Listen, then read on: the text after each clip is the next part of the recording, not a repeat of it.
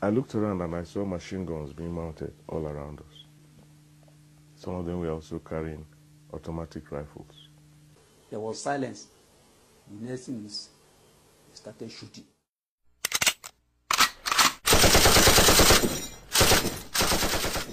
And my father was lying not too far from me. His eyes were open, but he was dead.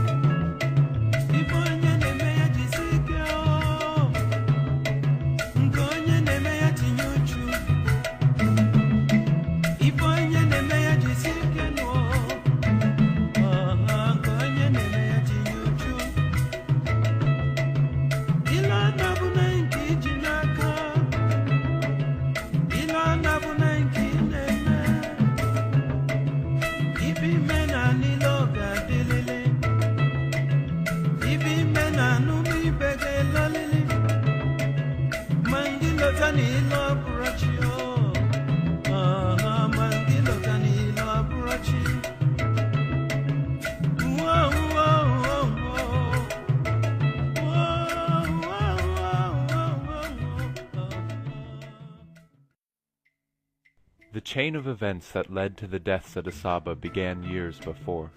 British colonialists created Nigeria by cobbling together many once independent territories, each with its own culture. In 1960, when it gained independence, Nigeria was home to over 200 different ethnic groups, the largest being the Hausa Fulani, the Yoruba, and the Igbo. Fears that one group would dominate led to ethnic tension and corrupt elections, which set the stage for the overthrow of civilian rule by a group of military officers in January 1966. Many Northerners saw this as an Igbo power play. There had long been resentment against the Igbo, who had embraced Western education and become leaders in business and civil service across the country. Attacks on Igbo people erupted across northern and western Nigeria that May. A counter-coup replaced the Igbo head of state with Colonel Yakubu Gowon in July, and the killings escalated into systematic massacres, which the Igbo called pogroms. Thousands of Igbo fled to their ancestral homes in the east and Midwest, including Asaba. By early 1967, the governor of the eastern region, Colonel Emeka Ojukwu, was arguing that Igbos were no longer safe in Nigeria. After political negotiations failed, he declared the sovereign state of Biafra on May 30th. Soon after, civil war broke out. Located on the west bank of the river Niger, Asaba was never part of Biafra, remaining part of the multi-ethnic Midwest region. It was a quiet town, its population now swollen by the arrival of refugees from the north and west. The war came to Asaba in August 1967, when Biafran troops crossed the Niger Bridge and invaded the Midwest. They quickly spread west, overrunning Benin City and coming within striking distance of Lagos. Federal forces quickly regained the initiative, retook Benin City in late September, and pushed the Biafrans back to Asaba. On October 5th, the retreating troops crossed back into Biafra, destroying the bridge as they left. Federal troops under Colonel Murtala Muhammad arrived late on October 5th, striking fear into the townspeople. Soldiers began going from house to house, rounding up men and boys suspected of Biafran sympathies. Somebody came looking for my brother-in-law and said that the federal troops had come into Asaba and they were burning houses, and you open the door and tell them that no Biafran troop was there, that the house will be burnt, everything will be burnt. Soldiers gathered people together, and executions began. a young man, maybe in his late 20s, early 30s, came with his wife. The wife just had a new baby. Then sitting where we were, the man with the baby, a soldier came to him and said, "What did they do here? What did they do here?" He didn't say anything. So he said, "Take that baby, give your wife, tell them bye-bye."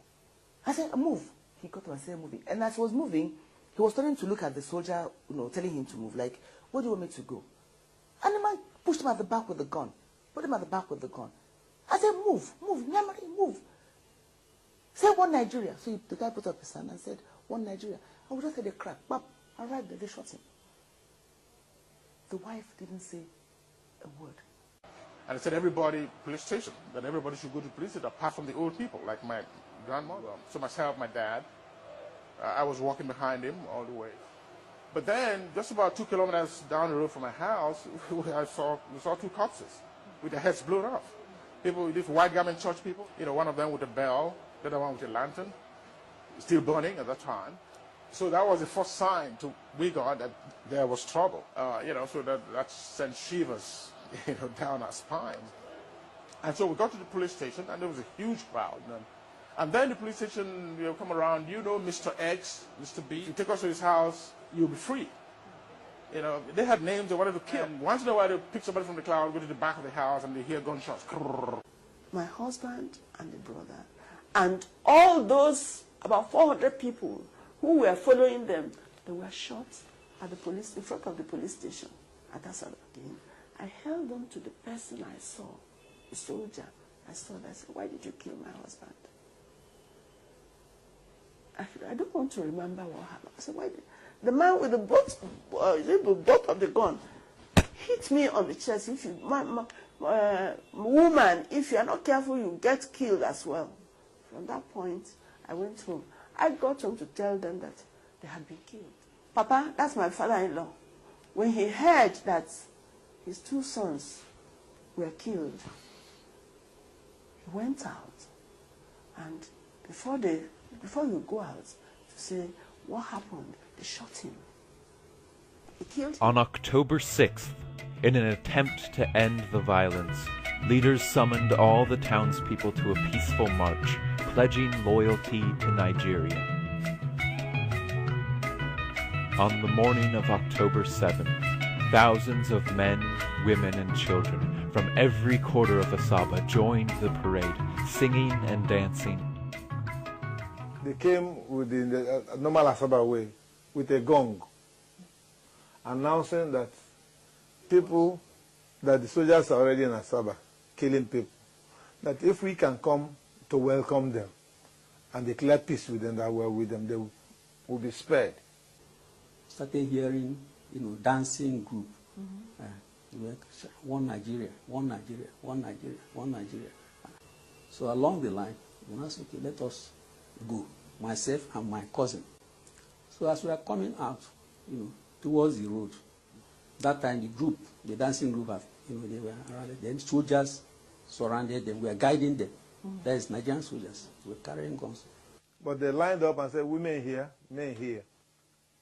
And women who came with their sons were removing their skirts and blouse to disguise. So when I saw this scenario going on, and I felt something is wrong. If these women can disguise their children, and my mother is not here, what do I do? And I looked at the whole place. There is no avenue for escape. They took us to certain quarters, and eventually the man was a captain. He ordered them to start shooting us. Gunshots. Pa, pa, pa, pa, pa, pa, pa, pa. People were falling. So when people fell, I fell with them. And they continued shooting and shooting and shooting. I lost count of time. I don't know how long. After some time, there was silence. And surprisingly, a lot of people stood up from all the bodies and fled into the bush. I stood up also, but I saw a cousin of mine who was lying not too far from me. He was shot on the head. My body was covered with blood, but I knew that I was safe. Nothing had happened. My cousin said we should wait till it was dark so that we could go together, and I agreed. You could hear the sound of the injured crying. That evening, some women were able to retrieve the bodies of family members. Joseph Nwaje lost 2 brothers, aged 17 and 12. Mom in the evening was able to identify their corpses, took them in a wheelbarrow, pushed them to the family house, where they were buried.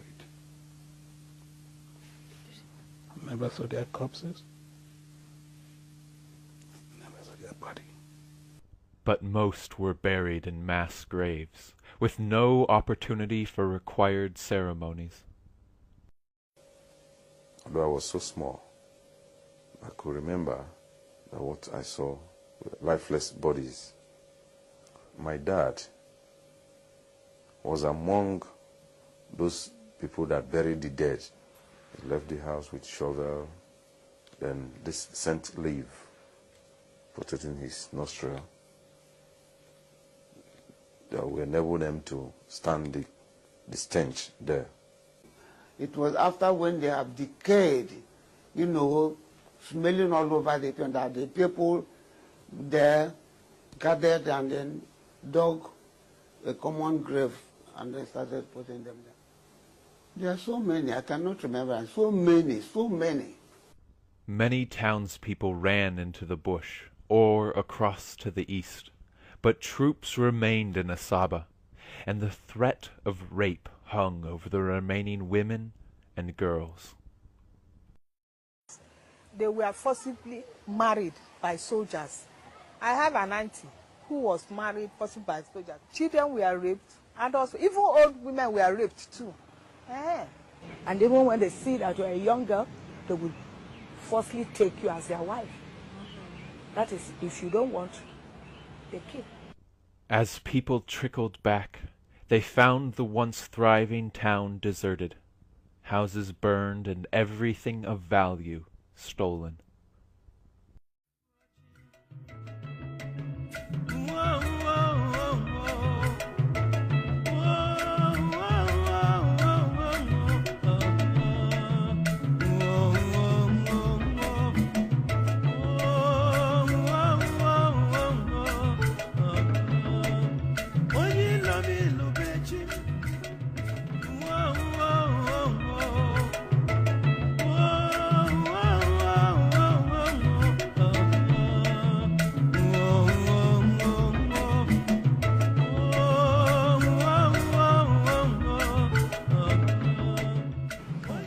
We have no home to enter, no house to enter. Our house was punched down. Everything. In fact, where we went, we had to be tying, you know, the bags they put rice and beans. That's what we tied, because there was no clothes, there was nothing for us to hide our nakedness. A lot of children were shocked. You know, people were dying just like that. Some we ate rats, lizard. In fact, Asaba suffered. Exactly how many died on October 7th is not clear. Between 500 and 800 seems likely, in addition to hundreds killed in previous days. Many families were decimated.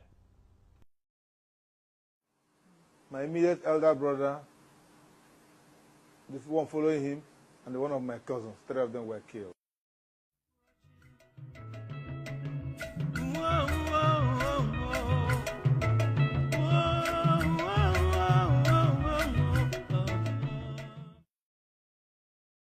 You need to know who my husband was.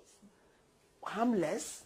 No, couldn't harm anybody. He liked life, he liked himself, he was a lovely man. And they just snuffed him off life like that.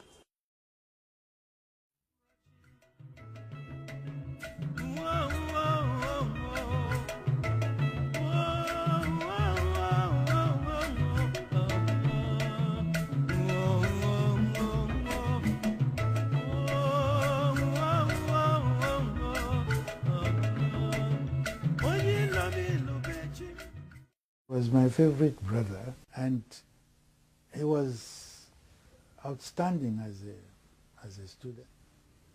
He was captain of cricket, captain of soccer. He was a sprinter.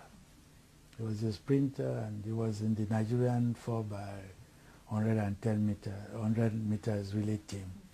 So it was a great loss, you know, to the family. Of course, one tries to forgive.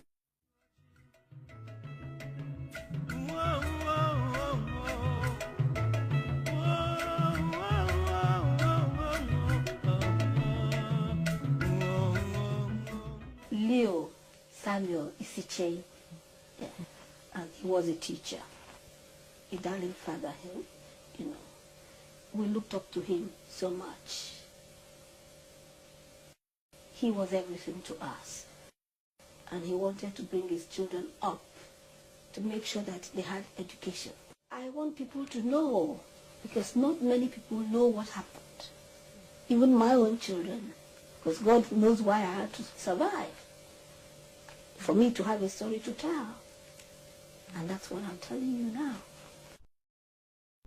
For decades, the massacres at Asaba remained almost unknown outside the community. In 1967, the Nigerian press was tightly controlled, and few foreign news reporters were on the ground. In the words of Nobel laureate Wole Soyinka, the Midwest Igbos had become the most vulnerable Nigerians. The war itself became internationally famous in 1968 after the federal government imposed a blockade, starving Biafra into submission in 1970. The silence began to lift in the mid-1990s, and some survivors testified to the 2001 Nigerian Human Rights Violations Investigation Commission, known as the Oputa Panel, which set the stage for more people to speak.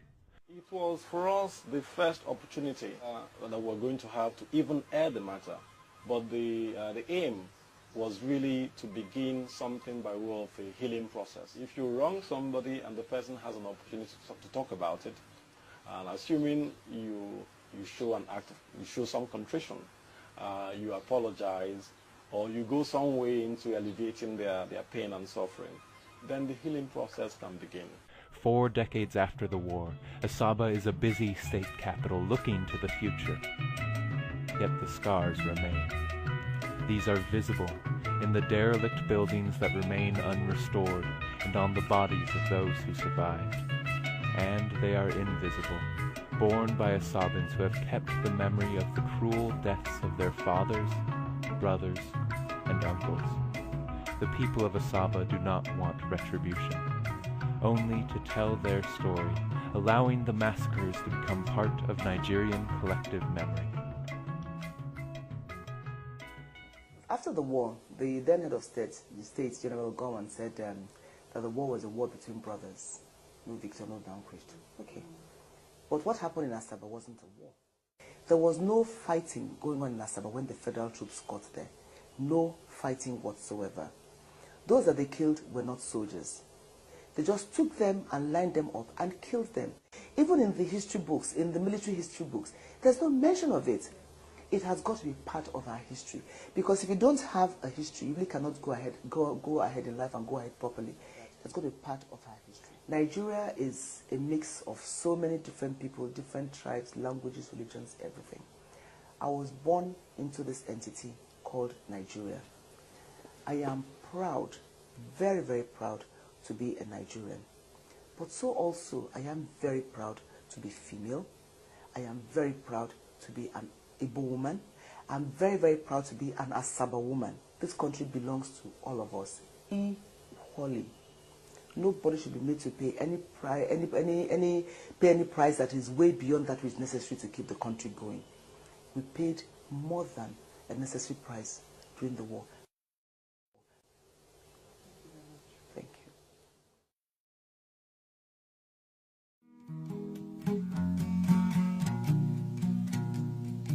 Ahaba makamao, asaba asaba makamao. Ikuha asaba makamao, ike yanyi bunjo bioma.